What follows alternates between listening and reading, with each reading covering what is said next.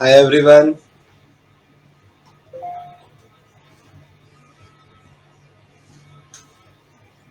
good evening. Hi everyone, good evening. How are you? Mitlesh, Chaitanya, Muskan, everyone, good evening. Good evening, Vita, Nikita, Paki, everyone, good evening. Good evening. Ma'am, very good, Apurva. Okay, okay, Vita. Then we should start the last topic of previous chapter, that is electrostatic potential and potential energy and capacitance.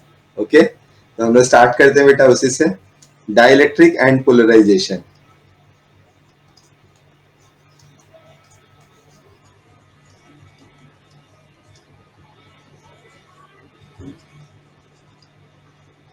Good evening बेटा everyone.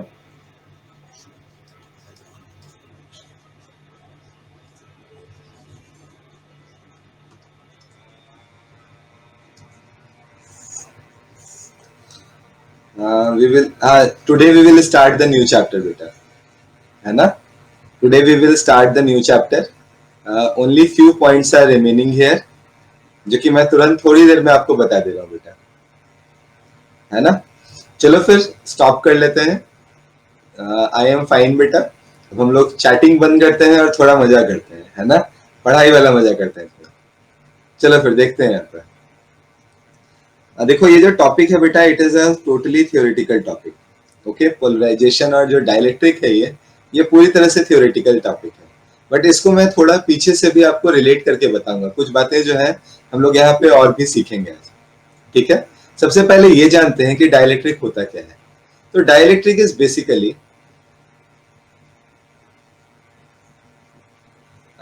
Exactly बेटा शायद वही पढ़ रहे हैं, है ना. शायद वही पढ़ रहे हैं, इससे कोई टॉपिक आपका बचा नहीं है. वही पढ़ रहे हैं, टेंशन मत लो. Stop chatting. ओके, ध्यान से अब देखते हैं. Otherwise I have to stop the chat बेटा, ठीक है ना. तो आप रोक रोक दो उसको. पहले हम लोग आराम से पढ़ने पे कंसंट्रेट करते हैं. ठीक है. तो डाइलेक्ट्रिक के बारे में मैं बात कर रहा था. डाइलेक्ट्रिक हमारे हमारे पास एक ऐसा इंसुलेटिंग मटेरियल है जो कि खुद इलेक्ट्रिक करंट को एक जगह से दूसरी जगह कंडक्ट नहीं करता. ये जस्ट अपने थ्रू इलेक्ट्रिक फील्ड को पास होने देता है ना. तो ऐसे इंसुलेटर्स बेटा जो इलेक्ट्रिक फील्ड को अपने थ्रू पास हो जाने दें, ऐसे इंसुलेटर्स को आप क्या बोलोगे बेटा? These are known as dielectrics. Okay. तो dielectrics are basically insulating materials from which electric effects can pass easily. Okay, तो हमारे इलेक्ट्रिक इफेक्ट्स को जो पास हो जाने दें, इनको हम लोग डाइलेक्ट्रिक कहेंगे. जो डाइलेक्ट्रिक है बेटा, इनको हम लोग दो टाइप में डिवाइड करते हैं.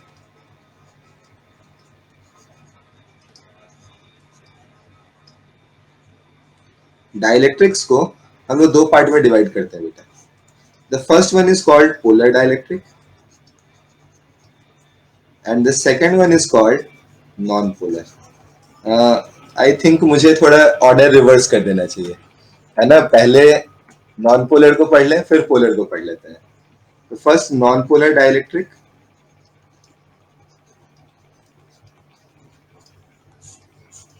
And the second one is polar dielectric. Sir it insulates then what sir? मैंने अभी आपको बोला बेटा कि these are insulators. But in insulators के थ्रू भी जो है हमारे इलेक्ट्रिक इफेक्ट्स जो है वो एक जगह से दूसरी जगह पास ऑन हो जाते हैं. तो ऐसे ऐसे इंसुलेटर्स को हम लोग बेटा किस नाम से जानते हैं? डाइलेक्ट्रिक के नाम से जानते हैं. I think the point is clear. चलो अब इसको यहाँ पे रोकते हैं बेटा, आगे आते हैं. हम लोग देखने जा रहे थे non polar and polar. Polar dielectric and non polar dielectric.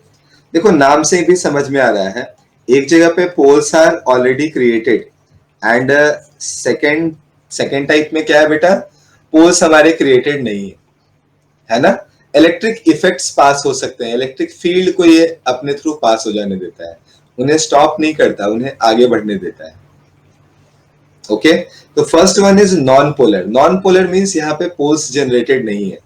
मतलब बेटा क्या होगा, अगर मैं इसका सिंपल सा डायग्राम आपके सामने दिखाना चाहूँ, है ना, इसका सिंपल सा डायग्राम आपके सामने बनाना चाहूँ, तो मैं कुछ इस तरह से बना सकता हूँ कि मान लो बेटा हमारे पास एक छोटा सा बॉक्स बना रहा हूं मैं, मान लो कि ये सब्सटेंस है हमारा, और इसका जो नेगेटिव और पॉजिटिव है बेटा, नेगेटिव चार्ज का इफेक्टिव पॉइंट और जो हमारे पास पॉजिटिव चार्ज का इफेक्टिव पॉइंट है, ये दोनों एक दूसरे के साथ कोइंसाइड कर जा रहे हैं, कोइंसाइड कर रहे हैं, और कुछ इस तरह से है। मान लो ये यहाँ पे पॉजिटिव नेगेटिव आप लिख सकते हो, यहाँ भी चाहो बेटा तो आराम से पॉजिटिव नेगेटिव लिख सकते हो। तो ये जो पॉजिटिव नेगेटिव है आपके कुछ इस तरह से अरेंज्ड, पॉजिटिव नेगेटिव के बीच में कोई गैप ही नहीं है। और इलेक्ट्रिक डाइपोल मोमेंट का हमारा फॉर्मूला क्या होता है, charge multiplied by distance between the charges, यही है ना। तो अगर यहाँ डिस्टेंस है ही नहीं तो क्या कोई भी डाइलेक्ट्रिक इफेक्ट, कोई भी हमारा यहाँ पे डाइपोल मोमेंट जनरेट होगा क्या? क्या मैं यहाँ पे पी की वैल्यू को सीधे सीधे जीरो बोल सकता हूँ? तो अगर बेटा यहाँ पे मैं पी की वैल्यू को सीधे सीधे जीरो बोल देता हूँ, तो मैं डायरेक्टली यहाँ लिख सकता हूँ कि here E is equal to zero. I hope the point is clear बेटा। ये सॉरी मैंने E लिख दिया यहाँ पे मुझे लिखना चाहिए था P, है ना। यहाँ जो डाइपोल मोमेंट था आपका, net dipole moment is zero. I hope this point is clear बेटा, है ना। यहाँ पे ये पॉइंट आराम से क्लियर है हमारा। आगे बढ़ाता हूं मैं, अगर मैं बेटा यहाँ पे एक्सटर्नल इलेक्ट्रिक फील्ड अभी नहीं लगाए हुए, मैं यहाँ लिख देता हूं कि E is zero and E stands for बेटा एक्सटर्नल इलेक्ट्रिक फील्ड।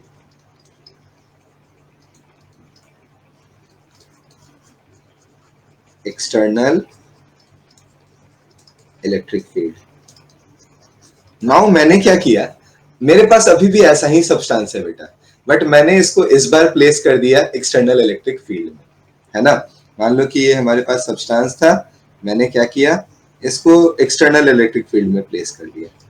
यहाँ पे हमारे पास एक्सटर्नल इलेक्ट्रिक फील्ड है, here E is not equal to zero. तो अगर मैं बाहर से फील्ड लगाऊंगा तो जो भी उसके अंदर पॉजिटिव या नेगेटिव चार्ज होंगे, पॉजिटिव चार्ज हमेशा फील्ड के अलोंग चला जाएगा और नेगेटिव चार्ज फील्ड के अपोजिट डायरेक्शन में चला जाएगा, है ना, अगेंस्ट चला जाएगा। तो हल्का फुल्का इनमें बाइफर्केशन आपको देखने को मिलेगा और ये कुछ इस तरह से अब हो जाएंगे, है ना, कुछ इस तरह से हमें ये देखने को मिलेंगे। आई होप एवरीवन क्लियर है ये।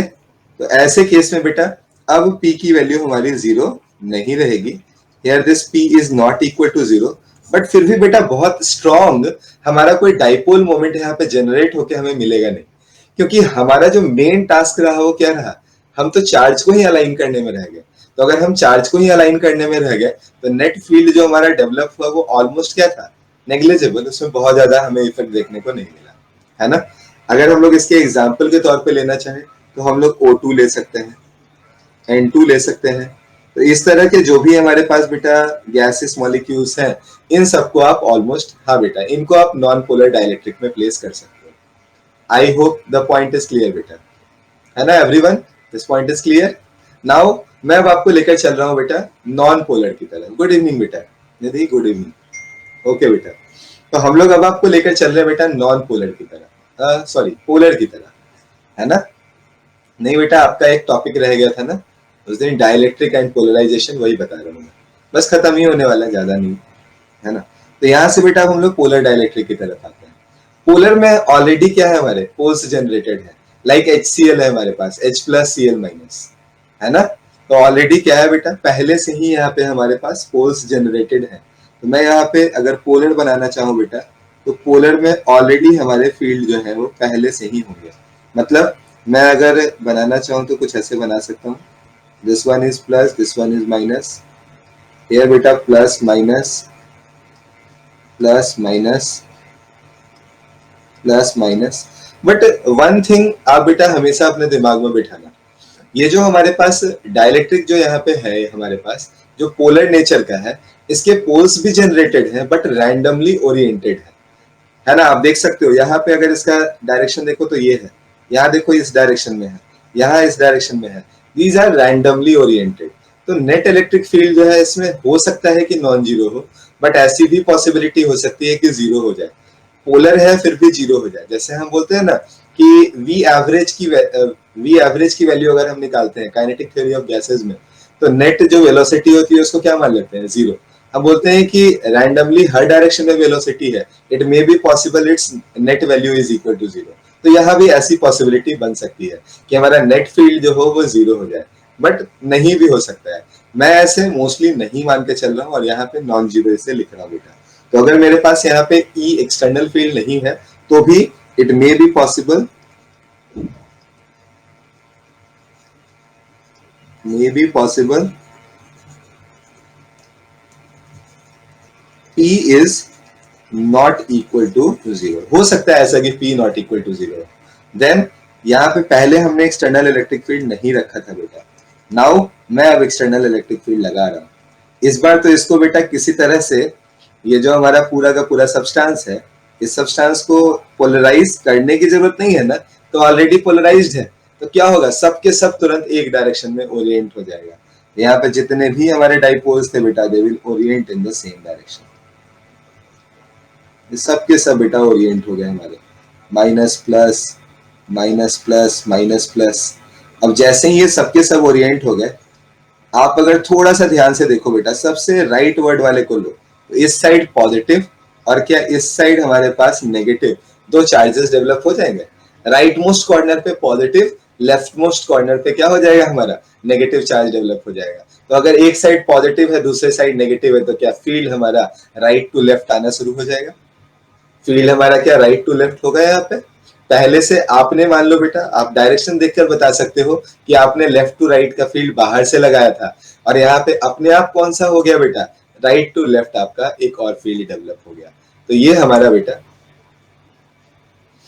फर्स्ट वाले में मैंने बोला बेटा कि रैंडमली ओरिएंटेड है, उनका ओरिएंटेशन किसी तरफ नहीं है। आपने जैसे ही फील्ड लगाया बेटा, now they are oriented in a single direction, किसी एक डायरेक्शन में बेटा वो ओरिएंट हो गए। आई होप क्लियर है अंशिका, ओके। तो नाउ मैं यहां से आगे लेकर चल रहा हूं बेटा।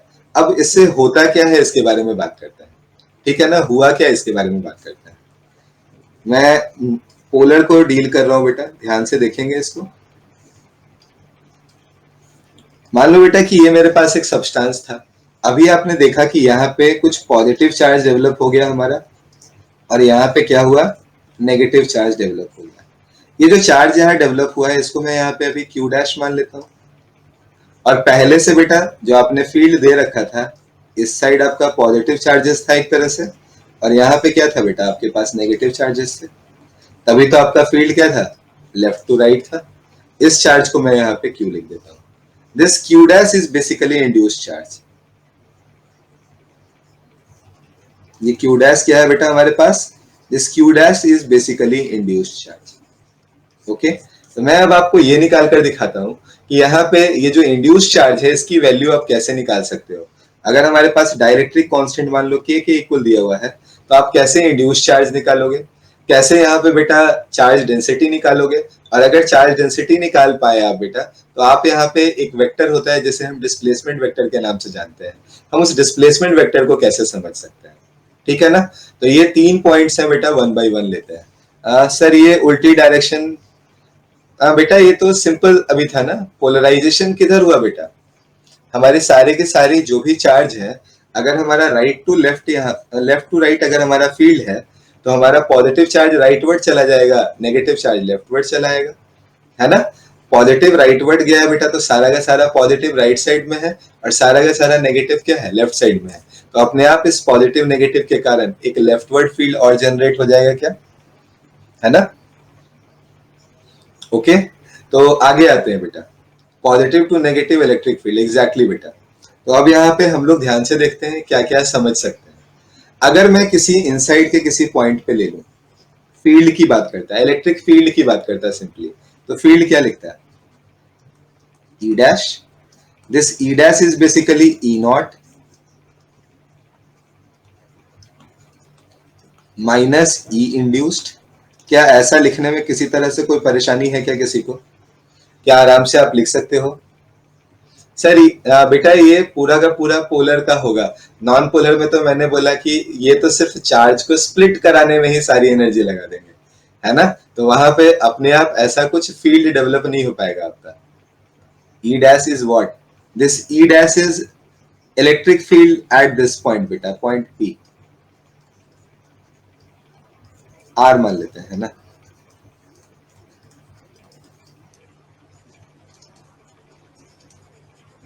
ओके, अब देखो सॉल्व करते हैं।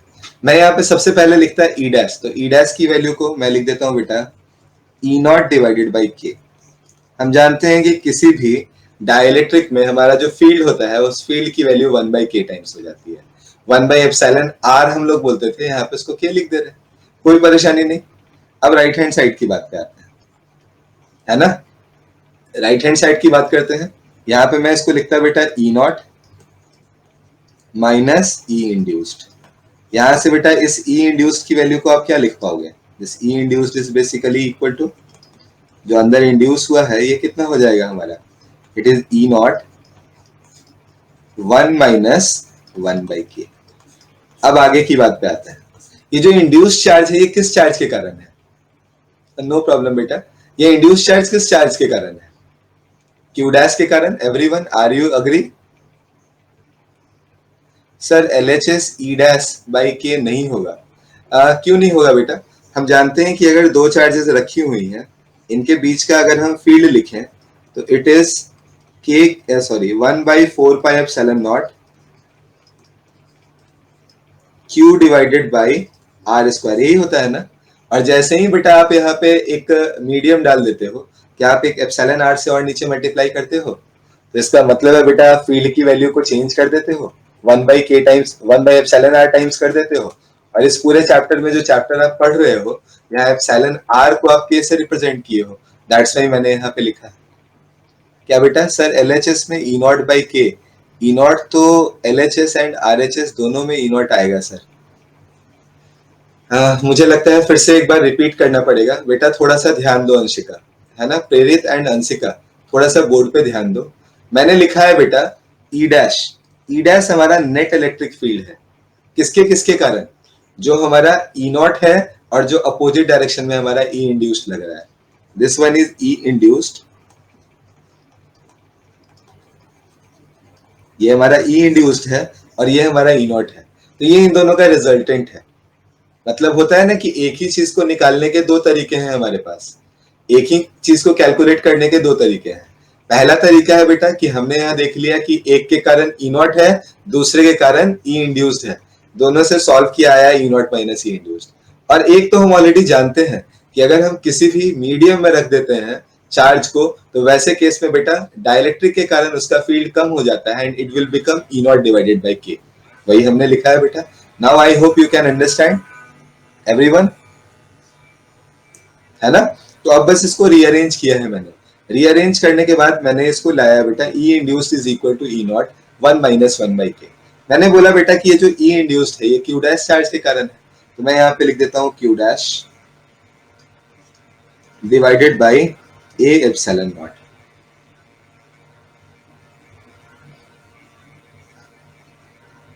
बेटा आप बिल्कुल गलत समझ रहे हो। प्रिया आप ऐसे दोबारा से देखोगे तो आपको समझ आ जाएगा। लास्ट टाइम मैं एक बार रिपीट कर रहा हूँ बेटा, प्लीज आप लिखना कुछ मत, सुनना एक बार, लास्ट टाइम सुनना एक बार ध्यान से। मैंने बोला बाहर से फील्ड लगाया तो एक इंडक्शन हुआ, इंडक्शन हुआ अपोजिट डायरेक्शन में, तो नेट वैल्यू क्या हुई? पहले से 10 थी, आपने दो अपोजिट डायरेक्शन में इंड्यूस कर दिया, वैल्यू 8 आ गई। एक तरीका हुआ इसे निकालने का, मैंने लिखा ई नॉट बाहर वाला फील्ड और ई इंड्यूस्ड जो आपने यहाँ अपोजिट डायरेक्शन में इंड्यूस किया है वो। Okay, 10 minus 2। और बेटा हम ऑलरेडी जानते हैं कि अगर ये मीडियम रहता और मैं बाहर से ई नॉट इलेक्ट्रिक फील्ड देता तो उसकी वैल्यू होती कितनी? It is E not by के, जो कि मैंने यहाँ लिखा है it is E not by के। तो ये ई डैश की एक्चुअल वैल्यू कितनी है? It is E not by के, है ना? तो दो तरीके से निकाल के इक्वेट किया है बस। मैंने एक के कारण फील्ड लिखा it is Q dash divided by A epsilon not, that is sigma dash by epsilon not. और यहाँ पे बेटा मैं लिख सकता था इसको Q divided by A epsilon not 1 minus 1/k। बेटा आराम से ए एप्सिलॉन नॉट से ए एप्सिलॉन नॉट हटा देंगे और यहाँ हम लोग लिखेंगे बेटा this Q dash is equal to Q 1 minus 1 by k. I hope beta everything is clear. This is induced charge.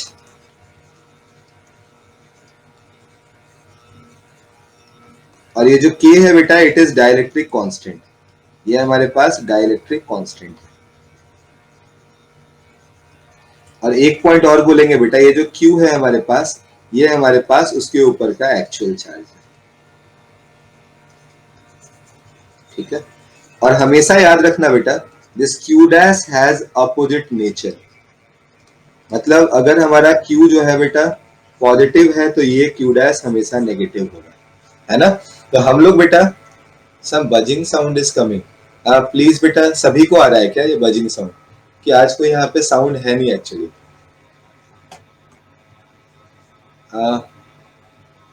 बेटा और कोई साउंड यहाँ पे अभी मैं प्रोड्यूस कर नहीं रहा एक्चुअली, है ना.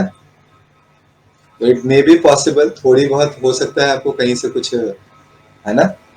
आगे बढ़ते हैं बेटा. ड्रोन जैसी ओके हो सकता है बेटा लैपटॉप हल्का फुल्का जो है ना जो लैपटॉप है उससे हल्का फुल्का जो साउंड प्रोड्यूस होता है वही है उसके फैन पे चलने से.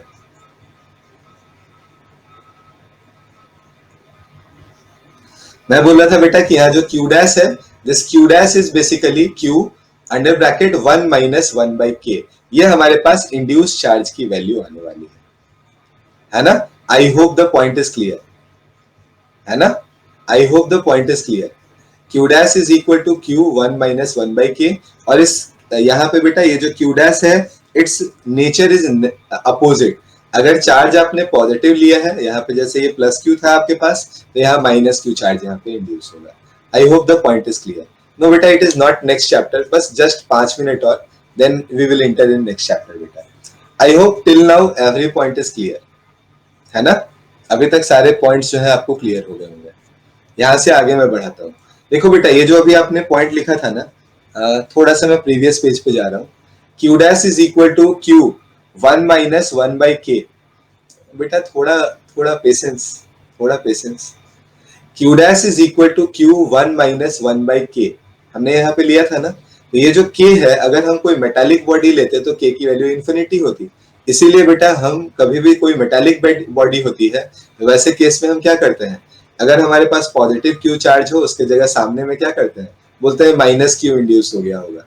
तो एक्चुअली बेटा अगर वहां पे कोई डाइलेक्ट्रिक होता है तो it will be not equal to minus of Q. वहां पे वैल्यू होती मेरे पास Q under bracket 1 minus 1 by k के इक्वल.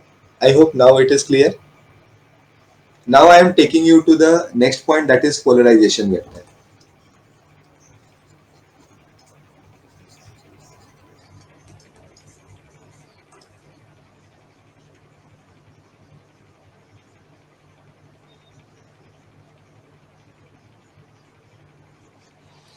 प्रिया आप एक बार प्लीज बेटा आप देखो आप समझ के देखो थोड़ा सा. अगर आप सर वन क्वेश्चन वाज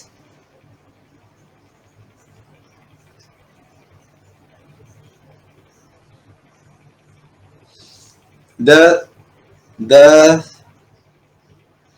बेटा the first one is correct, है ना. The first one is correct. Priya बेटा प्लीज एक बार आप दोबारा से प्लीज रिकॉर्डिंग देख लेना, है ना. बिकॉज अब बाकी बच्चों का टाइम थोड़ा वेस्ट हो जाएगा प्लीज, है ना. एक बार आप प्लीज रिकॉर्डिंग देख लेना. ओके तो नाउ मैं आपको लेकर आ रहा हूं बेटा पोलराइजेशन वेक्टर. पोलराइजेशन वेक्टर को हम रिप्रेजेंट करते हैं बेटा पी से, है ना. पोलराइजेशन वेक्टर को हम किससे रिप्रेजेंट करते हैं बेटा.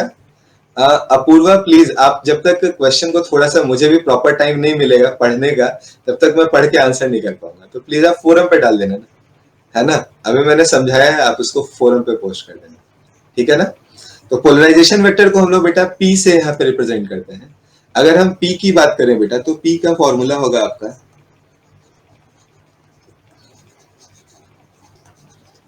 नेट डाइपोल मोमेंट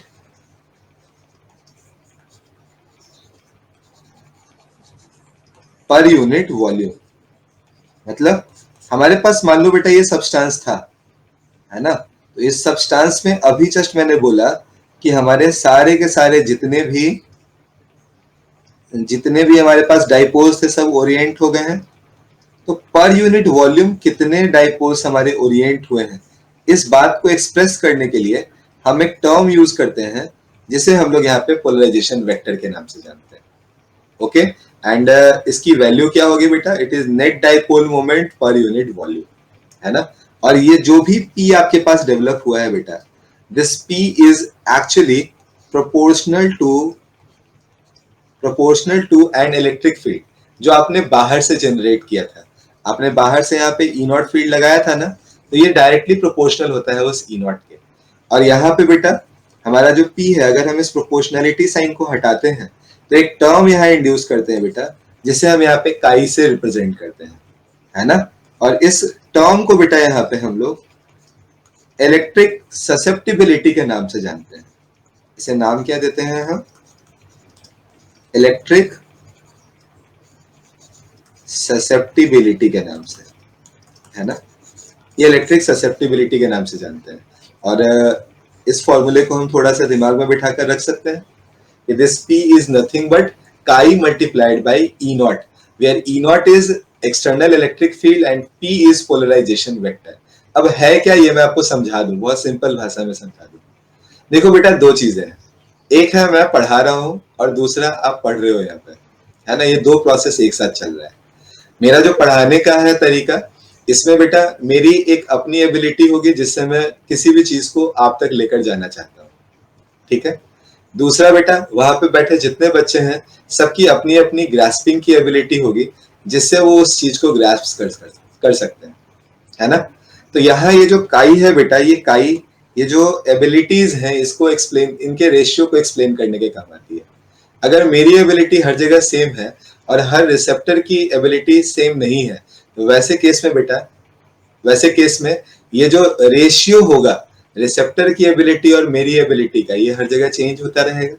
वैसे ही बेटा ये काई है, ये भी हर सब्सटेंस के हिसाब से चेंज होता है। मान लो बेटा कि सेम इलेक्ट्रिक फील्ड मैंने हर जगह पे लगाया, एक मटेरियल थोड़ा ज्यादा ज्यादा हमारा फील्ड प्रोड्यूस करना स्टार्ट कर दिया, अंदर में जो पोलराइज हुआ, पोलराइजेशन उसके अंदर ज्यादा हो गया, और दूसरे के अंदर पोलराइजेशन ज्यादा नहीं हुआ, तो काई की वैल्यू वहां ज्यादा आएगी बेटा जहां ज्यादा पोलराइजेशन होगा, और जहां कम पोलराइजेशन होगी बेटा वहां पे हमारा काई की वैल्यू कम रहेगी। फील्ड हर जगह सेम है, लेकिन काई की वैल्यू जो है ये डिपेंड करेगी हमारी क्या है बेटा, किसी एक मीडियम के लिए, है ना। ये जो हमारी ससेप्टिबिलिटी है, इलेक्ट्रिक ससेप्टिबिलिटी है बेटा, इसकी वैल्यू हमारी चेंज होती रहेगी हमेशा। ये बात अपने दिमाग में हमें बिठा लेना है, ठीक है ना। तो एक पर्टिकुलर मटेरियल के लिए ये हमेशा सेम रहेगा। आई hope the point is clear, है ना। I hope the point is clear, ठीक है। बाकी बेटा जो इस टॉपिक से जुड़ी हुई बातें हैं, सेम कॉन्सेप्ट बेटा हम लोग मैग्नेटिज्म में पढ़ते हैं, और वहां पे बेटा इससे नीट में क्वेश्चन आता है। तो बाकी जो इससे जुड़ी हुई बातें हैं, ससेप्टिबिलिटी से, इंटेंसिटी से, जो हमने अभी यहाँ पे पोलराइजेशन पढ़ा है, इससे ये हम लोग जिस समय मैग्नेटिक फील्ड एक्सप्लेन कर रहे होंगे, जिस समय मैग्नेट कैसे बनाते हैं हम एक्सप्लेन कर रहे होंगे, फेरो मैग्नेटिक, डायमैग्नेटिक एंड ऑल, उस टाइम हम लोग उस जगह पे उसे एक्सप्लेन करेंगे, ठीक है। आपके इस चैप्टर के लिए इट इज सफिशिएंट बेटा, ठीक है ना। तो इस बात को अभी हम लोग यहाँ पे याद रखेंगे। आई hope the point is clear, सभी को क्लियर है बेटा। तो यहाँ पे इस टॉपिक को हम एंड करते हैं। यहाँ से हम लोग बेटा नए टॉपिक की तरफ चलते हैं।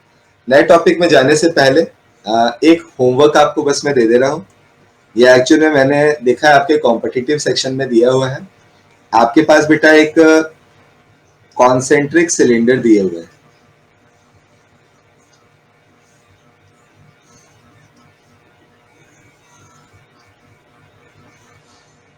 है ना। ये कॉन्सेंट्रिक सिलेंडर है, इसका आउटर सरफेस जो है बेटा हमने क्या कर दिया है, अर्थ। ओके, यहाँ बेटा मैंने जो चार्ज दिया है, this charge is equal two plus Q, और आप मान लो बेटा यहाँ आपका चार्ज डेंसिटी प्लस लैम्डा है, अंदर वाले पे माइनस लैम्डा है। Inner radius is A and outer sphere का जो रेडियस है बेटा, इट इज आउटर सिलेंडर का, it is B. You have to find equivalent capacitance, it is homework बेटा। आपको इसका इक्विवेलेंट कैपेसिटेंस निकालना है, ठीक है। लेंथ मुझे मान लेते हैं बेटा कुछ एल के बराबर दे रखी है ऐसे। L is L is much more larger than B, ये बहुत बड़ा है बेटा, है ना, बहुत बड़ा है। Yes Sakshi, but not much lagging.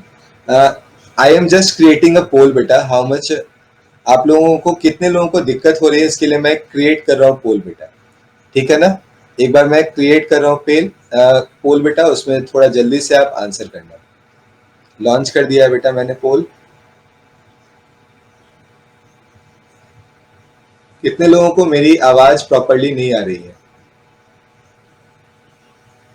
Okay, there are some people who are not getting my voice. Okay बेटा, कोई बात नहीं है, मैं एक बार रिफ्रेश कर दे रहा हूँ। I am refreshing it by my side बेटा।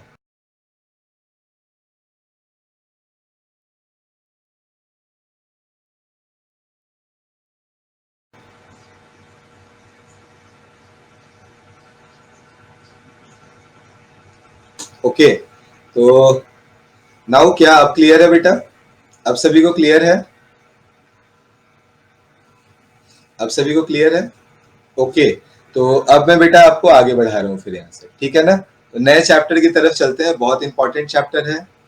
क्वेश्चन रिपीट कर दो। क्वेश्चन बेटा आपके पास कॉन्सेंट्रिक सिलेंडर्स हैं, एक पे चार्ज, आउटर वाले पे चार्ज प्लस क्यू है, अंदर वाले पे चार्ज माइनस क्यू है। You have to find the equivalent capacitance of Vanshika, sorry बेटा I missed your question, please write it again.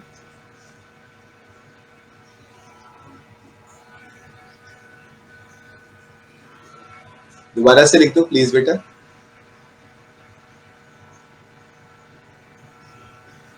Exactly बेटा।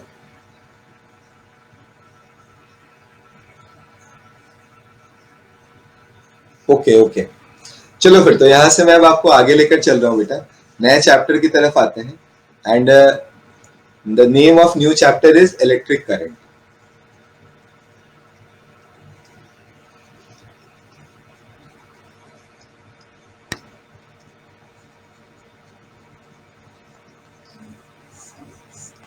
हम लोग नया चैप्टर स्टार्ट कर रहे हैं बेटा, इलेक्ट्रिक करंट। सबसे पहले इसके नोटेशन से स्टार्ट करते हैं बेटा, ठीक है। इलेक्ट्रिक करंट को हम लोग रिप्रेजेंट करते हैं बेसिकली आई से।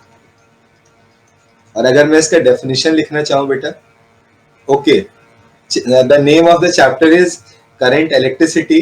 एंड मैं स्टार्ट कर रहा हूँ बेटा यहाँ पे इलेक्ट्रिक करंट से only, no problem. Name of the chapter is current electricity. और नहीं बेटा, मैं ऑल्टरनेटिंग करंट नहीं पढ़ा रहा, मैं यहाँ पे चैप्टर भी स्टार्ट कर रहा हूँ current electricity and the first topic is electric current. Start करते हैं यहाँ से, डेफिनेशन देखते हैं इसकी।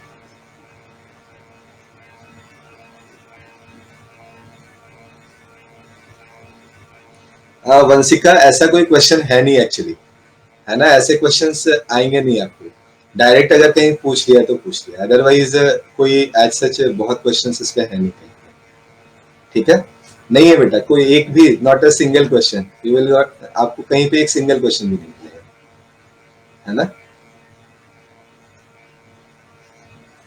पता नहीं बेटा, मतलब यहाँ पे कोई साउंड नहीं है, सीरियसली कोई साउंड नहीं है ना, कोई साउंड नहीं है यहाँ पे, तो मैं कुछ कर नहीं सकता, एकदम बिल्कुल शांति है यहाँ पर, है ना। हाँ, इट मे बी पॉसिबल, मैंने बोला बेटा हो सकता है लैपटॉप का जो फैन होता है वो हल्का नॉइज प्रोड्यूस कर रहा है, अब उसी के कारण हो सकता है ना। चलो देखते हैं बेटा, हम लोग पढ़ने जा रहे थे इलेक्ट्रिक करंट, इलेक्ट्रिक करंट को ध्यान से पढ़ते हैं। सबसे पहले बेटा, अगर आपको याद हो, अगर आपको 11th क्लास का फर्स्ट टॉपिक याद हो, यूनिट एंड मेजरमेंट चैप्टर याद हो, तो आपको ध्यान होगा बेटा कि हमारा इलेक्ट्रिक चार्ज जो है वो हमारा फंडामेंटल क्वांटिटी नहीं है। फंडामेंटल क्वांटिटी क्या है इस टॉपिक से पूरा हमारा? Electric current. तो electric current is a fundamental quantity. और इसका अगर हम लोग बेटा, अगर इसका हम लोग सिंपली यूनिट की बात करें बेटा, तो इट्स यूनिट इज एम्पियर। और डेफिनेशन अगर हम लिखना चाहें, बहुत सिंपल सा डेफिनेशन है बेटा, rate of flow of charge is called current. तो अगर मुझे कहीं करंट को डिफाइन करना हो तो मैं सिंपली बोलूंगा बेटा कि एक पर्टिकुलर एरिया से जितने नंबर ऑफ चार्जेस हमारे पास हो रही होंगी बेटा, उन पास होने वाले नंबर ऑफ चार्जेस को अगर हम पर यूनिट टाइम देखें तो उसे हम लोग इलेक्ट्रिक करंट के नाम से जान सकते हैं। तो सिंपल फॉर्मूला भी है इसका बेटा, I is equal to Q total, या आप लिख दो total charge. This I is basically equal to total charge divided by total time taken।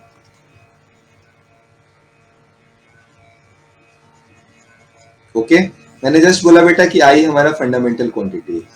अगर मैं इसके यूनिट की बात करूं तो इट्स यूनिट इज एम्पियर। इसका यूनिट क्या है बेटा? एम्पियर है आपका, ठीक है।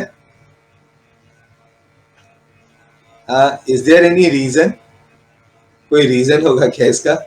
नहीं ना, कंसीडर करना था बेटा, इन्होंने करंट को ज्यादा फंडामेंटल माना क्योंकि इससे मैग्नेटिक इफेक्ट्स को भी आराम से एक्सप्लेन कर पा रहे थे, ठीक है ना। तो पूरा इलेक्ट्रोमैग्नेटिज्म एक तरह से आपका आ जा रहा था, जिसलिए इसके लिए इन्होंने लिया बेटा, ठीक है ना।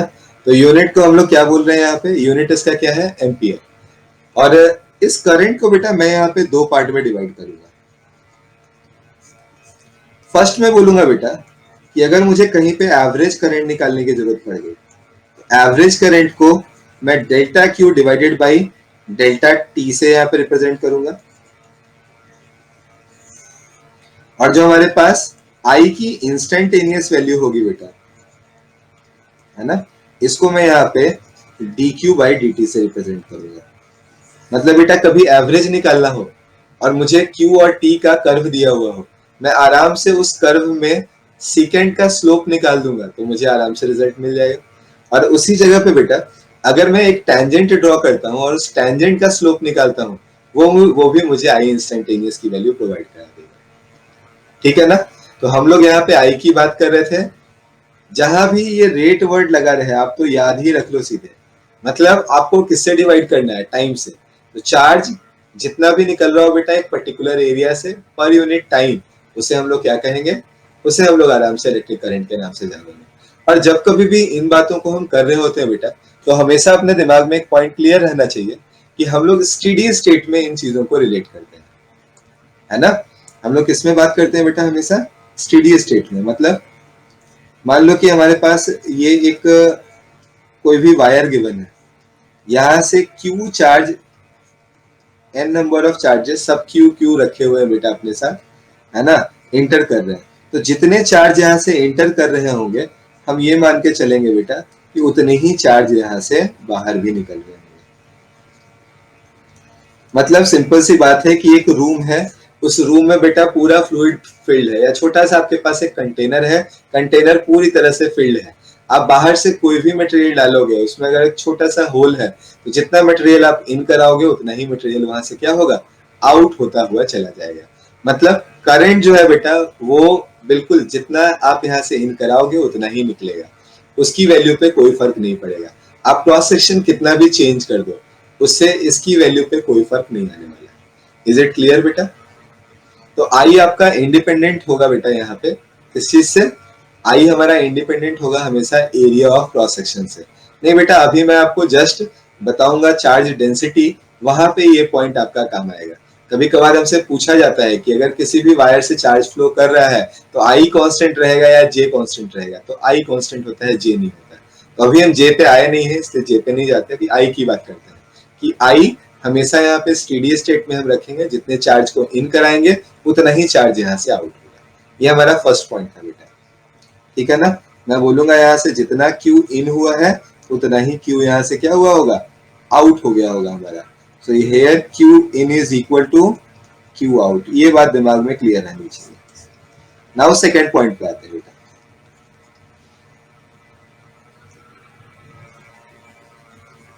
आगे आते हैं।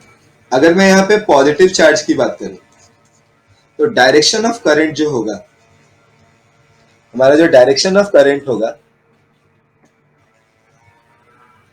प्रिया मैं आपका question, sir only steady state I is independent of charge. बेटा मैंने बोला ये हमेशा स्टेडी स्टेट में होगा, जितना चार्ज आप किसी वायर से इन करा रहे हो उतना ही वहां से ये आउट हो रहा होगा, है ना।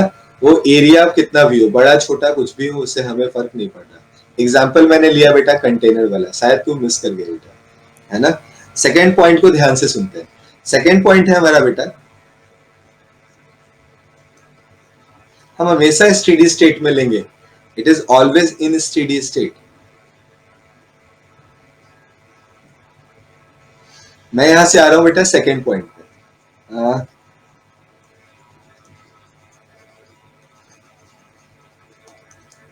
Direction of positive charge. अगर बेटा हमारा पॉजिटिव चार्ज का डायरेक्शन हम लोग जान जाए, will be same as direction of current. और यही बेटा अगर हमारा नेगेटिव चार्ज हो तो अगर हमारा डायरेक्शन ऑफ करंट की बात की जाएगी बेटा, तो नेगेटिव चार्ज जिस डायरेक्शन में मूव करेगा, करंट का डायरेक्शन हमेशा उसका अपोजिट होगा। तो direction of current is always, direction of current is always opposite to the direction of negative charge.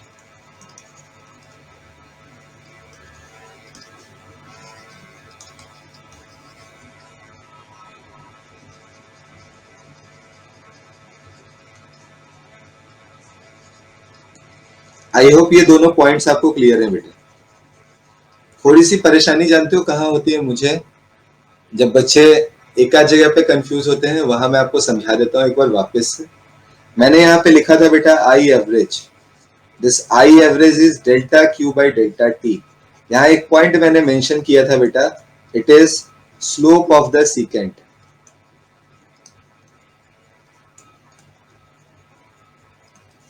Between Q and secant for Q versus T curve. तो अगर बेटा कभी भी Q और T का कर्व मुझे दिया हुआ होगा,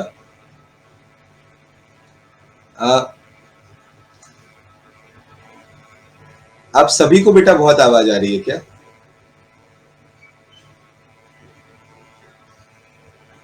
सम पीपल आर गेटिंग वॉइस। बेटा प्लीज आप फिर अपने साइड से रिफ्रेश कर लो, क्योंकि सच में मैं मतलब मैं इस साउंड को ज्यादा नहीं सुन पा रहा। हल्का है बट मैं इसे बहुत ज्यादा नहीं सुन रहा। मैं थोड़ा साउंड कम कर देता हूँ, हो सकता है उससे कहीं आपको कंफर्ट फील हो, है ना।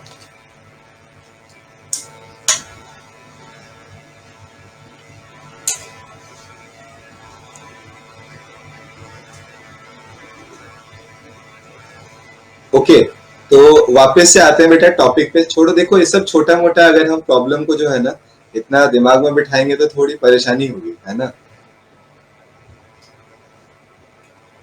है ना, मैं इसीलिए इसे बंद रखे हुए था बेटा, मैं इसे इसीलिए बंद रखे हुए था कि आप लोगों को परेशानी होगी।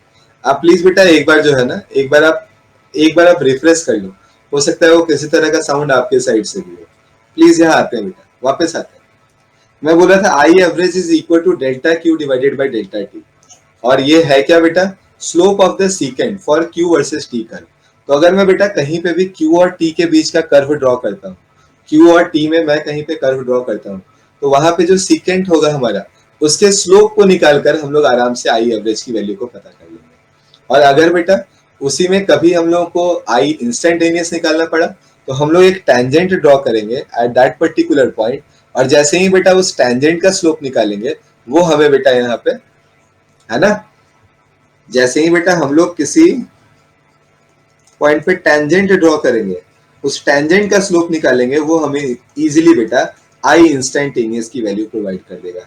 It is basically slope of the tangent. मैं एक क्वेश्चन देता हूं बेटा, क्वेश्चन कराऊंगा तो आपको क्लियर होगा। ये जस्ट आपका एक तरह से काइनेमेटिक्स का रिवीजन है बेटा। फर्स्ट चैप्टर में आपने ये चीजें पढ़ रखी हैं ऑलरेडी, है ना।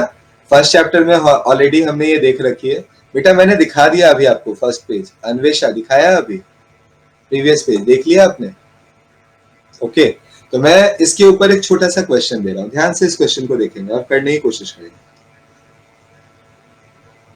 एग्जैक्टली मैं अभी सीकेंट पहले दिखाता हूं, फिर निकालना सिखाता हूं। ये क्यू है बेटा, ये टी है हमारे पास। मुझे एक लाइन इस तरह से दी हुई है क्यू और टी की,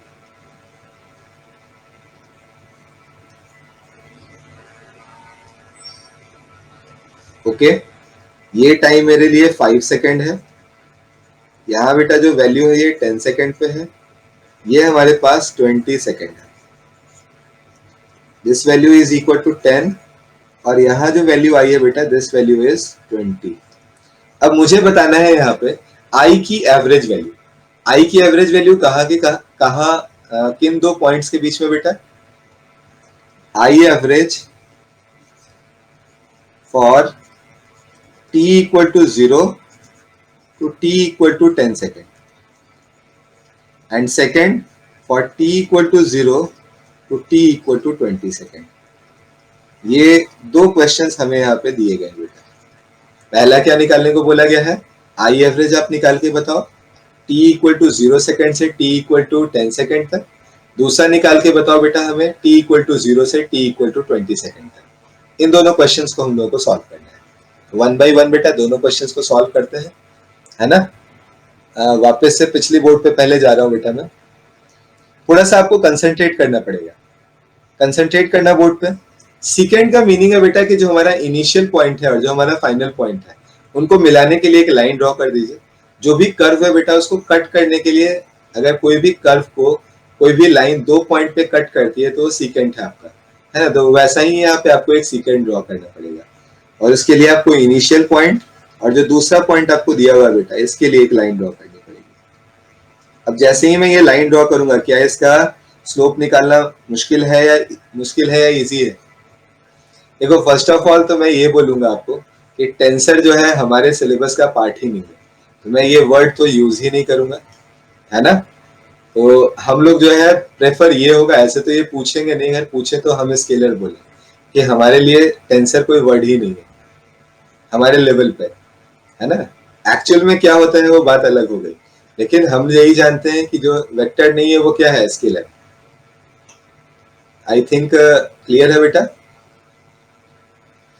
तो हम लोग यहाँ पे सबसे पहले इनिशियल से फाइनल पॉइंट के लिए एक लाइन ड्रॉ कर दिए। अब अगर इसका मैं स्लोप निकाल लूं तो perpendicular is 10 and base is also 10, तो आई एवरेज की वैल्यू आप खुद बता दो बेटा, मुझे क्या लिख देना चाहिए? It is equal to 1 ampere. I hope the point is clear, है ना। और अगर ऐसे ही बेटा मैं दूसरा यहाँ पे ड्रॉ करना चाहूँ तो मैं इसी लाइन को थोड़ा आगे बढ़ा दूंगा, मैं यहाँ तक लेके चला जाऊंगा। अगेन बेटा 20 divided by 20 that is equal to 1 ampere. तो ये सिंपल सा क्वेश्चन था बेटा जिसको हम आराम से सॉल्व करके निकाल सकते थे। ओके, एक मैं थोड़ा सा अच्छा क्वेश्चन आपको दे रहा हूँ। ओके,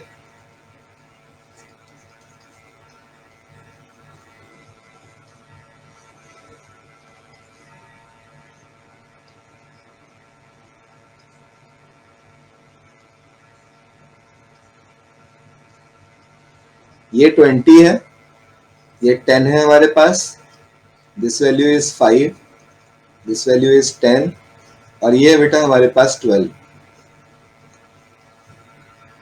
ओके, दिखा देता हूँ।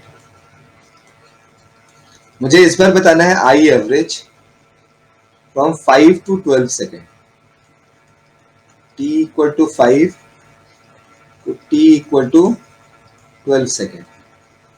एंड सेकेंड में बेटा हमारे पास हमें निकालना है I instantaneous at t equal to 4 second और दूसरा है बेटा t इक्वल टू 11 सेकेंड। ये दो वैल्यूज हमसे पूछी गई है। ओके, ट्राई करते हैं बेटा सॉल्व करने का।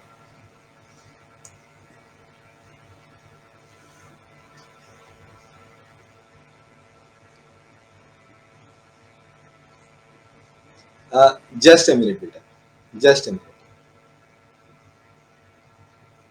ओके, तो अब हम लोग इस क्वेश्चन को सॉल्व करने का ट्राई करते हैं।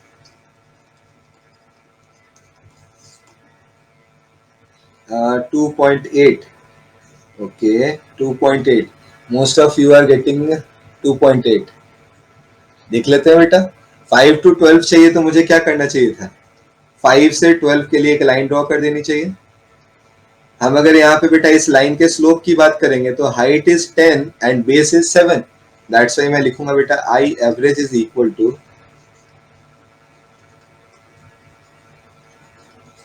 10 divided by 7 second, sorry 7 ampere. Okay बेटा, दिस इज नॉट 2.8, मुझे ऐसा लग रहा है कि इट इज अराउंड 1.4। बेटा हाइपोटेनस कहाँ निकाला हमने? हमने तो बस ये लाइन ड्रॉ कर दी, हमने देखा इसका slope, and its slope is basically perpendicular divided by base. Perpendicular is 10 and base is 7. That's why answer is 10 by 7. Tan theta. Okay? Everyone, is it okay? We have to just find tan theta. Slope beta. हमारा answer अपने आप निकल के चला आएगा। तो I hope कि पहला पॉइंट बहुत क्लियर और आपका रिवीजन हो गया है ना। 11th का रिवीजन हुआ। वी एवरेज निकालने के लिए ऐसे ही आता है, डिस्प्लेसमेंट दिया रहेगा, वेलोसिटी पूछी जाएगी। ए एवरेज निकालने के लिए ऐसे ही आता है, वेलोसिटी दिया रहेगा, आपसे एक्सेलरेशन पूछा जाएगा, है ना। हाँ बेटा, तो सीकेंट ही ड्रॉ किया ना, देख मैंने सीकेंट ड्रॉ किया, यहां से यहां तक के लिए एक लाइन ड्रॉ की और इस लाइन का स्लोप निकाला। इस लाइन के स्लोप को निकालने के लिए ये परपेंडिकुलर और ये बेस हमने यूज किया। Okay Sakshi, is it okay बेटा? एच बाई बी नहीं होता बेटा, सीकेंट। ओके, आप वो समझ लिए क्या, it is 1 by cos theta? No no बेटा, मैंने आपको बोला टेंजेंट मींस जो एक पॉइंट को टच करके जाए। टेंजेंट मतलब टैन का फुल फॉर्म और सीकेंट मतलब सेक का फुल फॉर्म नहीं है ये, है ना। ये सिंपल वे में एक लाइन है जिस लाइन का स्लोप है, और सीकेंट वो लाइन है जो कि किसी कर्व को दो पॉइंट पे कट कर रही है। आई hope the point is clear. चलो तो अब यहाँ से आते हैं बेटा सीधे सीधे आई इंस्टेंटेनियस पे। अब बहुत सारे क्वेश्चंस करने हैं तो जल्दी जल्दी थोड़ा स्पीड बढ़ाइए आप लोग, है ना। चलो जल्दी जल्दी बेटा, जल्दी जल्दी जो है थोड़ा सा स्पीड बढ़ाओ। क्या आप समझ में आ गया ना, सभी को क्लियर हो गया ना पॉइंट बिल्कुल, है ना। ओके, तो चलो फिर हम लोग निकालते हैं अब आई इंस्टेंटेनियस। आई इंस्टेंटेनियस की वैल्यू क्या होगी? देखो बेटा, इंस्टेंटेनियस वैल्यू निकालना बहुत ही इजी है। जो भी लाइन है मेरे पास, समझो तो वो एक तरह से टैंजेंट ही है ना। वहां पे अगर मैं कोई भी लाइन ड्रॉ करूं तो उसी के ऊपर ओवरलैप करती हुई जाएगी। तो अगर मैं 0 से 5 तक के इंटरवल में किसी भी पॉइंट पे आपसे आंसर पूछूंगा, आंसर एक ही होगा बेटा, दैट इज 10/2। अगर मैं बेटा आपसे 5 से 10 सेकेंड तक मैं किसी भी पॉइंट पे पूछूं, आंसर क्या होगा बेटा? 0। और अगर मैं बेटा किसी भी पॉइंट पे 10 से 12 के बीच में पूछूं, आंसर क्या होगा? That is 10 divided by 2, that is 5, है ना। तो हमारे पास आंसर या तो 2 आ सकता है, या 0 आ सकता है, या 5 आ सकता है। हमें बस इस टाइम इंटरवल को सर्च कर लेना है और अकॉर्डिंगली आंसर कोट कर देना है। तो यहाँ मैं देखूंगा बेटा 0 से 5 सेकेंड के बीच में आंसर इज 2 एम्पियर। तो ये जो 4th सेकेंड में आंसर हमसे पूछा गया है, इट इज 2 एम्पियर। मैं यहाँ पे लिख भी देता हूँ t इक्वल टू 4 पे। और अगर मैं इसी आई इंस्टेंटेनियस की वैल्यू को निकालता हूँ, कहा बेटा? t इक्वल टू 11 पे, तो t इक्वल टू 11 पे it's answer is 5 ampere. Everyone, is it okay? Exactly बेटा, बिकॉज स्लोप सेम है ना। और ये क्या बता रहा है? सिंपली इसका स्लोप बता रहा है, और स्लोप अगर सेम है तो मैं कह सकता हूँ कि हर जगह पे करंट की वैल्यू सेम होने वाली है। I hope everyone, is it clear? तो मैं अभी एक पोल क्रिएट कर ले रहा हूँ बेटा, अगर सभी को क्लियर हो गया है तो मैं यहाँ से आपको सेकेंड कॉन्सेप्ट की तरफ लेकर चलता हूँ, है ना। I am just creating a poll बेटा, प्लीज आंसर कर दो, सभी को क्लियर हो गया हो तो हम लोग आगे नेक्स्ट कॉन्सेप्ट पे चलते हैं। ओके, तो मोस्ट ऑफ स्टूडेंट्स को ये समझ में आ गया है, एक दो बच्चों को थोड़ा सा दिक्कत है ना। तो मैं हल्का सा आपको बताता हुआ चलता हूँ बेटा। हमेशा दो पॉइंट्स जब दी हुई हो, उन दोनों को ज्वाइन करने के लिए एक लाइन ड्रॉ करो बेटा, उस लाइन का स्लोप निकाल दो, you will get your answer. और अगर हम इंस्टेंटेनियस वैल्यू की बात करें बेटा, तो इंस्टेंटेनियस वैल्यू सिंपली हमारी इस पूरी लाइन की स्लोप होगी बेटा। तो ये पूरी लाइन की जो स्लोप है यहाँ पे, अगर मैं 0 से लेकर 5 सेकंड तक जाता हूँ, value is 10 divided by 5, perpendicular divided by base. अगर मैं बेटा 10 से 5 से 10 सेकंड तक जाता हूँ, यहाँ पे बेटा स्लोप 0 है, दैट्स व्हाई आंसर इज 0। और अगर मैं बेटा 10 से 12 तक के लिए जाता हूँ, तो इस बार बेटा अगर मैं उस लाइन का स्लोप निकालूं, height is 10 and base is 2, 10 divided by 2, 5 ampere is the answer. Okay, क्या अभी भी दिक्कत है अपूर्वा? अपूर्वा स्वयं, अभी भी दिक्कत है बेटा? नो। चलो फिर तो आगे बढ़ते हैं बेटा। तो यहाँ से आगे मैं अब आपको लेकर चल रहा हूँ, ठीक है। आगे बेटा अब हम लोग कुछ क्वेश्चंस कर रहे हैं, आपके पैकेज के ही क्वेश्चंस है, बहुत सिंपल सिंपल क्वेश्चंस है। हम लोग एक एक करके समझना शुरू करते हैं, ठीक है।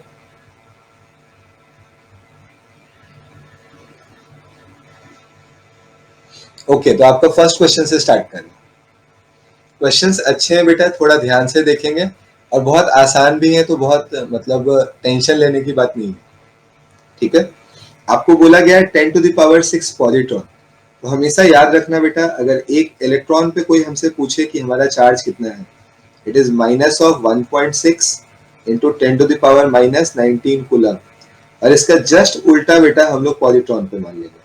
पॉजिट्रॉन पे चार्ज कितना होगा, it is 1.6 into 10⁻−19 with positive sign. Okay, no बेटा, नॉट जीरो। 10⁶ पॉजिट्रॉन हमारी फ्लो कर रही है, and same amount of electron जो है बेटा वो बैकवर्ड डायरेक्शन में कर रहा है। देखो इसके कहने का मीनिंग क्या हुआ, एग्जैक्टली आप ऐसा कुछ मान सकते हो, है ना। बट मास जो होता है पॉजिट्रॉन का, आप ज्यादा अच्छी केमिस्ट्री ऐसे जानते हो मुझसे, है ना। मास जो होता है वो आपको ध्यान में रखना पड़ेगा बेटा।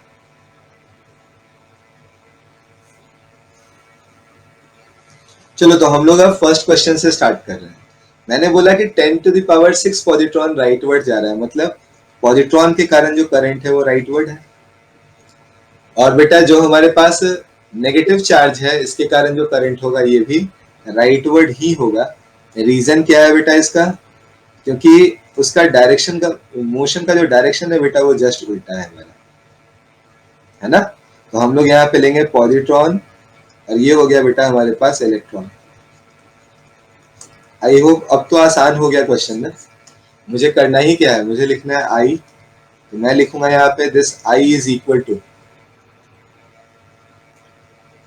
Total charge 10⁶ multiplied by 2 multiplied by 1.6 into 10⁻−19, and divide किससे कर देना है बेटा। हाँ बेटा ये न्यू चैप्टर है, और डिवाइड किससे कर देना है बेटा, हमारे पास 10 मिली सेकेंड है, दैट इज 10 मल्टीप्लाइड बाई 10⁻−3। अपने आप हमारे पास आंसर निकल के चला आएगा, ठीक है ना। तो हम लोग आंसर अगर निकालेंगे तो it's value is 3.2 into 10⁻11 ampere आएगा। मैं एक बार रिपीट कर दे रहा हूँ, ठीक है ना। मैं एक बार रिपीट कर दे रहा हूँ, देखो इतना लिखने से कोई फायदा नहीं है, अभी स्टॉप कर लो राइटिंग, है ना। मैंने आज ही आपको सिखाया है पॉजिटिव चार्ज के मूवमेंट के डायरेक्शन में हमारा करंट होगा, और नेगेटिव चार्ज के मूवमेंट के डायरेक्शन के अपोजिट हमारा करंट होगा। तो अगर बेटा हमें यहाँ पे बोला गया है कि पॉजिट्रॉन जो है वो फॉरवर्ड डायरेक्शन में जा रहा है, मतलब फॉरवर्ड डायरेक्शन में ही करंट है। और अगर बेटा, अगर हम लोग बेटा नेगेटिव चार्ज के मोशन को देखें, तो नेगेटिव चार्ज अपोजिट डायरेक्शन में जाना है उसके, इसका मतलब है कि उसका भी करंट जो होगा बेटा वो भी फॉरवर्ड डायरेक्शन में होगा। दैट्स वाई हम लोगों को सिंपली क्या करना है, दोनों के कारण करंट निकालना है, ऐड करना है और आंसर कोट कर देना है। आई hope the point is clear. प्रेरित, क्या क्लियर है अब? प्रिया क्लियर है क्या? सर वाई टू, बिकॉज बेटा 10⁶ पॉजिट्रॉन के लिए और 10⁶ किसके लिए, इलेक्ट्रॉन के लिए। तो सीधे सीधे मैंने 2 इंटू 10⁶ कर दिया। ओके, कोई दिक्कत तो नहीं है, ठीक है। अब 10⁶ प्लस 10⁶ लिखते हो, उससे अच्छा है 2 इंटू 10⁶ लिख दिया, है ना। इलेक्ट्रॉन का फॉरवर्ड डायरेक्शन कैसे, करंट का डायरेक्शन जस्ट इलेक्ट्रॉन के मूवमेंट के अपोजिट डायरेक्शन में होगा, इसलिए बेटा करंट जा रहा है बैकवर्ड, सॉरी इलेक्ट्रॉन जा रहा है बैकवर्ड, तो फॉरवर्ड डायरेक्शन में उसके करंट का डायरेक्शन है। चलो आते हैं इसके बाद बेटा सेकंड क्वेश्चन की तरफ। दूसरा क्वेश्चन सॉल्व करते हैं बेटा, थोड़ा जल्दी जल्दी बेटा, है ना। थोड़ा सा हाथ जल्दी से चलाएंगे, बहुत सिंपल क्वेश्चन है, बहुत आराम से निकलेगा। मैं यहाँ पे एक क्वेश्चन ऐड कर दे रहा हूँ।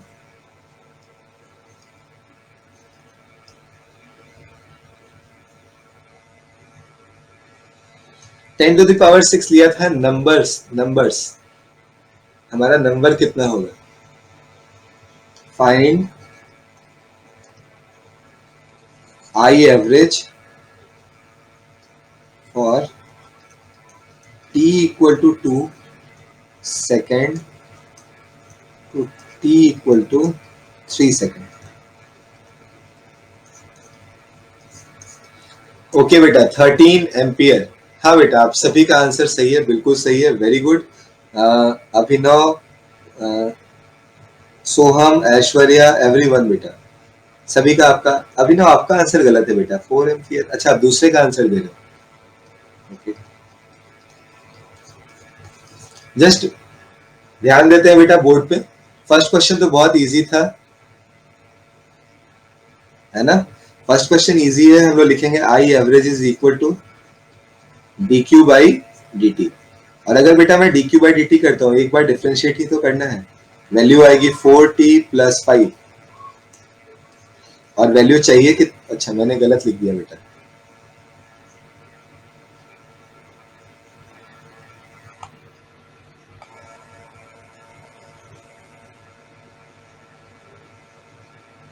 और वैल्यू आएगी मेरे पास कितनी बेटा आई एवरेज की, सॉरी आई इंस्टेंटेनियस की, D Q by D T 4t+5। और इस आई इंस्टेंटेनियस को मुझे निकालना है t इक्वल टू 2 सेकेंड पर। t इक्वल टू 2 पुट कर देते हैं, वैल्यू आ जाएगी 4 multiplied by 2 plus 5, that is equal to 13 ampere. Okay, second का आंसर किसी ने निकाला है बेटा?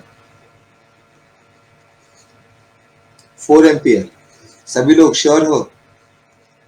मुझे लग रहा है गड़बड़ हो रही है। ओके, चेक कर लेते हैं फिर। देखो, आई एवरेज निकालने का सबसे इजी तरीका है, मैं चार्ज निकाल लूं दोनों पॉइंट्स पे, और चार्ज निकालने के बाद क्या करूं, उसे मैं टाइम से डिवाइड कर दूं, है ना? आपको याद होगा एवरेज निकालने के लिए हम क्या करते हैं, पहले हम 2 सेकेंड पे चार्ज निकालेंगे, फिर हम 3 सेकेंड पे चार्ज निकालेंगे, 3 सेकेंड पे जितना चार्ज है, 2 सेकेंड पे जितना चार्ज है, माइनस करेंगे, टाइम से डिवाइड करेंगे, आंसर आएगा। जब मैं यहाँ पे 3 पुट करूंगा बेटा, तो you will gate 2 × 3² plus 5 × 3, and second क्या हो जाएगा बेटा, 2 × 2² प्लस 5 × 2 डिवाइडेड बाई टाइम तो अपने पास 1 सेकेंड का है, तो यहाँ तो 1 से डिवाइड करना है बस। तो answer is 9 × 2 18, 18 plus 15 is 33, minus 8 plus 10 is 18, that's why answer is equal to 15 ampere. I hope everyone, is it clear? Everyone, is it clear? तो आप सभी जो गलती कर रहे थे, क्या आपको समझ आ गया? तो बेटा ऐसे आपको फंसाया जा सकता है कभी भी। तो आई होप कि अब, ओके अपूर्वा, नो प्रॉब्लम बेटा। आई होप कि सबको समझ में आ गया होगा कि क्या करना था, कहाँ हमें परेशानी आ गई थी। तो बेटा ये भी आपका रिवीजन ही था एक तरह से, ये भी आपका डिस्प्लेसमेंट और वेलोसिटी का जो रिलेशन आता है वहां पे आपने पढ़ा होगा। तो हमेशा बेटा ये ग्राफ्स याद रखो, ये कन्वर्जेंस याद रखो, बिकॉज किसी भी जगह पे आपको बेटा फंसा सकते हैं। ओके, चलो फिर तो आगे बढ़ाता हूं मैं।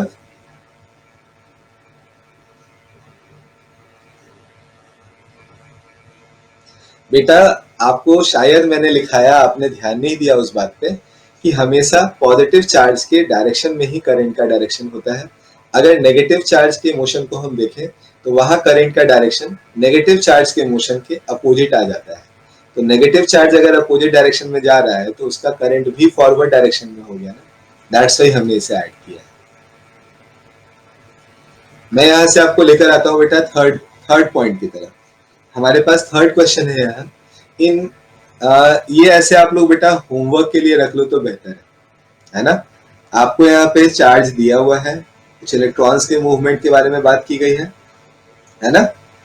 इलेक्ट्रॉन्स की मूवमेंट की बात की गई है। आप इसको घर पे बनाना बेटा, घर से इसे आप सॉल्व कर लेना। आपके पास तो है ही, आप अगर नोट करना चाहो तो नोट कर लो, अदरवाइज बेटा आपके पास तो ये ऑलरेडी प्रेजेंट है। ओके, तो मैं अब आपको बहुत इंपॉर्टेंट क्वेश्चन पे लेकर चल रहा हूँ बेटा। ये क्वेश्चन बेटा आपके लिए मतलब इसके ऊपर आपको जितना स्टार लगाना है लगा लो, क्योंकि आप ये मान के चलो कि जब आप मैग्नेटिज्म पढ़ रहे होगे वहां पे इसके ऊपर बहुत सारे क्वेश्चंस आपको करने पड़ जाएंगे। ठीक है, तो ध्यान रखो बेटा, इस क्वेश्चन को करने की कोशिश करो। ठीक है, बहुत बढ़िया क्वेश्चन है।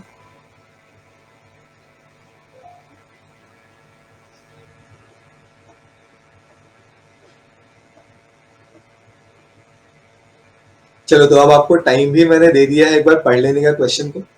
हमें बोला गया है कि हमारे पास बोर मॉडल है, इसमें हमारा जो इलेक्ट्रॉन है बेटा वो रोटेट कर रहा है सर्कुलर ऑर्बिट में। रेडियस की वैल्यू हमें दी हुई है, हमें स्पीड भी दी हुई है उसकी। हमसे पूछा गया है बेटा कि करंट एसोसिएटेड जो होगा वो क्या होगा। मैं देखो बेटा इस क्वेश्चन को पहले जनरलाइज फॉर्म में कर दे रहा हूँ। मैं रेडियस को r मान लेता हूँ, वेलोसिटी को v मान लेता हूँ, और उसके बाद मैं सॉल्व कर देता हूँ। हाँ बेटा, आपका आंसर सही है। देन आफ्टर बेटा हम लोग क्या करेंगे, फिर वहां पे वैल्यूज को पुट कर देंगे, आंसर अपने आप निकल के चला आएगा। तो सबसे पहले बेटा जब कभी भी ऐसे सर्कुलर मोशन की बात हो रही है, हम एक लूप बना लेते हैं पहले। अगर मान लो बेटा इलेक्ट्रॉन का मूवमेंट इस डायरेक्शन में हो रहा है, तो हम करंट को जस्ट इसके अपोजिट मान सकते हैं। यहाँ पे करंट के मूवमेंट का डायरेक्शन क्या होगा, ये होगा। और करंट होता क्या है बेटा, charge divided by time taken. तो चार्ज तो यहाँ पे इलेक्ट्रॉन है, उसको मैं ई लिख देता हूँ। और जो टाइम यहाँ पे लग रहा है बेटा, इस टाइम को अगर हम निकालना चाहें तो यहाँ पे तो लूप अगर यहाँ से स्टार्ट हो रही है तो यहीं आके खत्म हो रही है, तो मुझे सिंपल वे में पूरा का पूरा पेरीमीटर लेना पड़ेगा, है ना। सरकमफ्रेंस यहाँ पे अगर मैं इसके लिए बोलूँ तो सर्कल के लिए ये सरकमफ्रेंस कहलाएगा। सरकमफ्रेंस हमें लेना पड़ेगा, तो मैं पूरे को यहाँ पे 2πr से रिप्रेजेंट कर देता हूँ। और सिंस यहाँ पे वेलोसिटी या स्पीड हमारे पास v के बराबर है, मैं v से इसे डिवाइड कर देता हूँ। इस 2πr लेंथ को कवर करने में मुझे जो टाइम लगा होगा it is equal to 2πr divided by v। मैं इसे रीअरेंज करूंगा तो answer will be e multiplied by v divided by 2πr के इक्वल हो जाएगी। ठीक है, अगर बेटा if v is not given,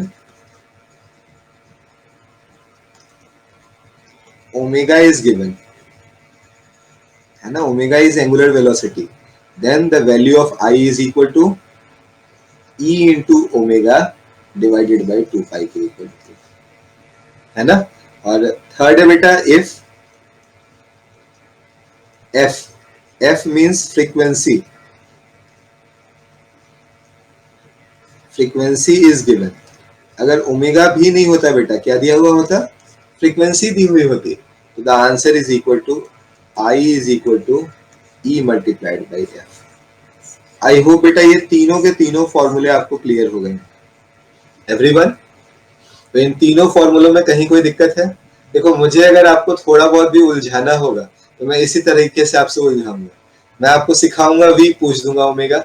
मैं आपको सिखाऊंगा ओमेगा, पूछ दूंगा एफ। लेकिन अब तो आपके पास तीनों है, तो अगर ये तीनों है तो जिसमें भी हमसे क्वेश्चन पूछा जाए हम आराम से इसके आंसर को निकाल सकते हैं।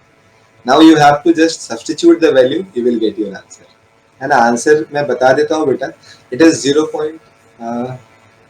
आप कैलकुलेट कर लेना, अब तो है ना, अब तो वैल्यूज ही डालनी है सर।